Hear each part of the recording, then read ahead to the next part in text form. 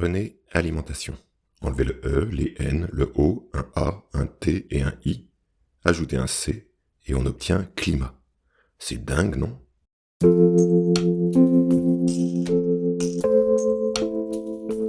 Pour cette nouvelle épreuve, nos candidats doivent concevoir des menus équilibrés sur une journée avec pour objectif 2380 kcal, 80 g de protéines et moins de 2 kg d'équivalent CO2. Les protéines, on en fait tout un plat, surtout pour les végétaliens. Faut-il vraiment se prendre la tête, résumé pour vous en un tableau? En réalité, dans la plupart des cas, même les végétaliens n'ont pas besoin de réfléchir, pourvu qu'ils varient les sources de protéines végétales, céréales, légumineuses, oléagineux essentiellement. Ils ne manqueront pas de protéines. Ils devront se pencher sur la question essentiellement lorsqu'ils sont sportifs. On va donc surtout parler d'optimisation là, ou comment bénéficier au mieux de ces fameuses protéines végétales. Petit avertissement ici, je parle uniquement des protéines, mais vos repas doivent bien sûr être équilibrés, mangerbouger.fr, tout ça. Et les végétaliens savent par cœur que leur régime peut entraîner des carences en trucs bizarres, comme notamment la B12, l'iode, les DHA, et peut-être le fer et le calcium. On ne change pas sans s'informer, quoi. Alors, dans quoi on les trouve, ces fameuses protéines? Dans la viande? Bien. Dans le poisson? Oui, aussi. Les œufs? Oui. Le fromage? Encore plus. Et dans les végétaux? Les légumes? Bof. Encore que les petits pois s'en tirent pas mal. Les fruits, c'est cuit. Ah ah, pas mal les céréales. Oh, merveilleux les oléagineux. Fabuleuses les légumineuses. Ben voilà, on est sauvés. Une question au fond? On assimilerait mal les protéines végétales? Non, non, ce n'est pas l'avis de nos plus grands écrivains. Acides aminés, tout ça? Ah? Je dois faire ici une parenthèse. On nous parle d'acides aminés. Je lis Wikipédia. Les acides aminés protéinogènes sont les unités de base de construction des protéines. Ils polymérisent en formant des polypeptides linéaires dans lesquels les résidus d'acides aminés sont unis par des liaisons peptidiques. La biosynthèse des protéines se déroule sur les ribosomes. Je crois qu'on va se contenter de la première phrase, Il y a 22 acides aminés qui constituent les briques de base pour fabriquer les protéines. 13 peuvent être synthétisés par notre organisme, tandis que les 9 autres sont dits essentiels, car ils doivent être apportés par l'alimentation. Leurs noms ressemblent à des injures du capitaine Haddock, tryptophane de Tonnerre de Brest.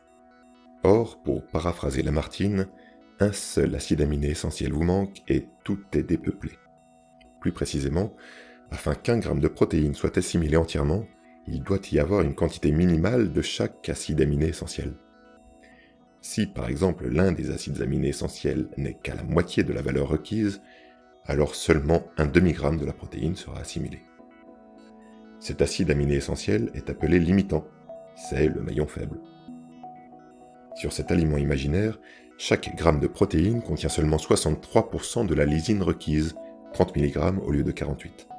C'est l'acide aminé limitant car tous les autres sont en proportion plus élevée. Ainsi, on n'assimilera que 63% des protéines de cet aliment. En vrai, c'est un peu plus compliqué. Chaque acide aminé dans chaque protéine est plus ou moins digestible. Comment le savons-nous ?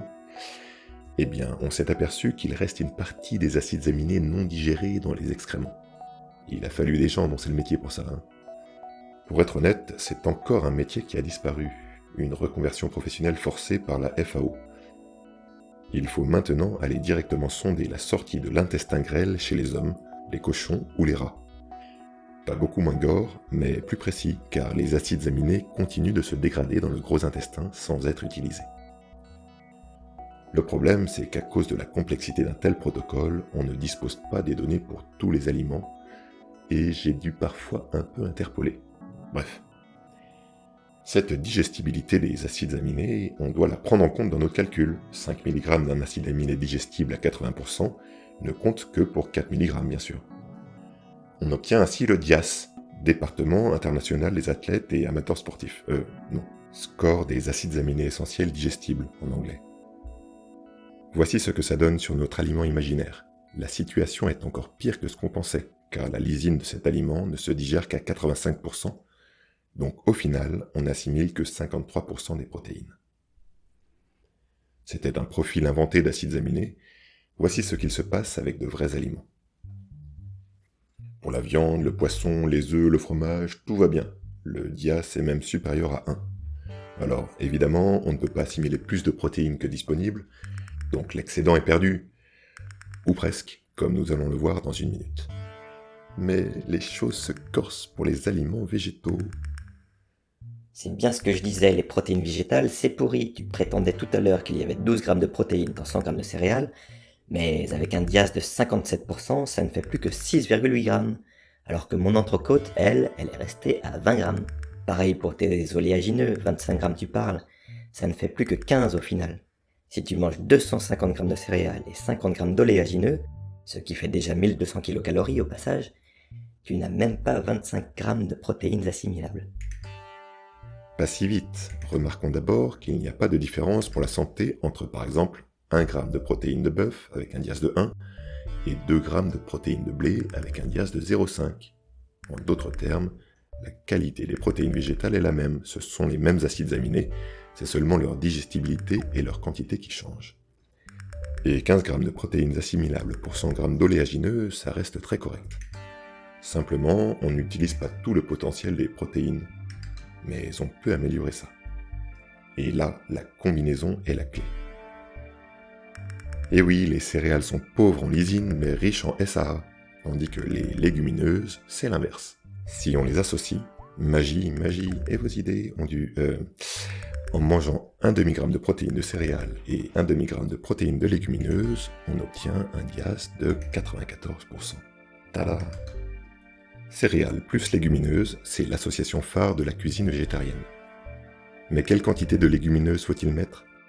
Voici le DIAS en rouge et les protéines assimilables en bleu en fonction de la proportion de légumineuses dans 100 g de mélange céréales plus légumineuses.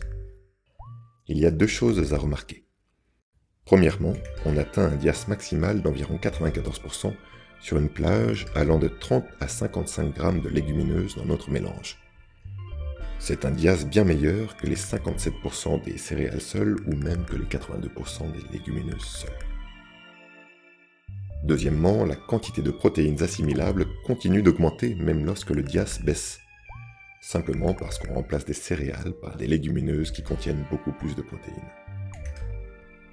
Pour obtenir un DIAS encore plus proche de 100%, on peut tenter d'autres associations, mais malheureusement les protéines végétales, à l'exception notable des légumineuses, sont généralement faibles en lysine. On peut faire un petit peu mieux que 94% en ajoutant un soupçon d'oléagineux. Mais sinon, il faut aller chercher du côté du fromage ou des œufs pour compléter. Avec seulement 5 g de fromage, on peut obtenir un DIAS de 100%. Là, c'est vraiment de l'optimisation. Un DIAS de 94% ou de 100%, c'est quand même haricots blancs et blancs haricots, surtout vu la marge d'erreur de mes données sur les acides aminés. On voit encore mieux l'impact du DIAS dans l'association oléagineux-fromage. Cette fois, les protéines assimilables baissent lorsque l'on s'éloigne de la proportion idéale. Cette proportion correspond à 100 g de skyr, soit 10 g de protéines de fromage, avec 50 g de purée de cacahuètes, soit 15 g de protéines. Ce qui donne donc au total 25 g de protéines assimilables, un bon petit encas pour sportifs. Ah, dernière chose, et plutôt une mauvaise nouvelle pour ceux qui comptaient équilibrer leurs apports protéiques sur une journée entière. Les acides aminés essentiels en excès, s'ils ne sont pas utilisés dans les quelques heures, s'oxydent et sont perdus. Les associations de protéines doivent donc se faire au sein du même repas. Bon, elle était longue cette parenthèse. Le père et sa fille nous attendent et ont faim. C'est l'heure du déjeuner, et habituellement, madame répartit ses apports énergétiques ainsi. 25% pour le petit déjeuner, 35% pour le déjeuner, 15% pour le goûter et 25% pour le dîner. Il lui faut donc pour le déjeuner 833 kcal et 28 g de protéines. Le chef a concocté plusieurs menus pour voir. Petit rappel d'abord des différentes catégories d'aliments, avec leur empreinte carbone et une estimation à la louche de leur prix. Oui, je sais, l'inflation, tout ça. Et voici les assiettes.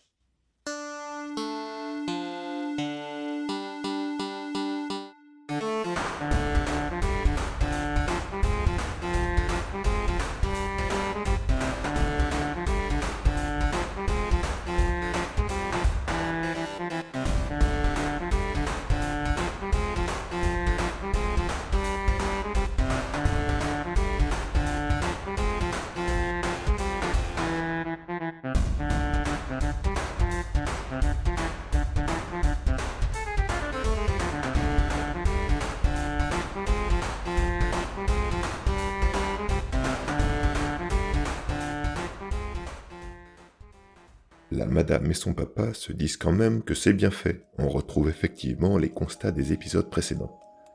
100 g de viande ou équivalent ne sont pas nécessaires, trop de protéines, et émettent bien trop de gaz à effet de serre.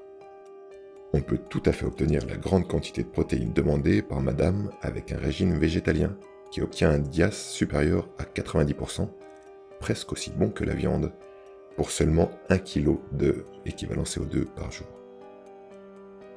Les 2 autres repas sont des intermédiaires. Plus d'impact carbone, mais significativement moins qu'une alimentation à base de bœuf. Voilà, mission accomplie. Si vous pensiez que les protéines végétales étaient cachées, j'espère que vous les avez trouvées.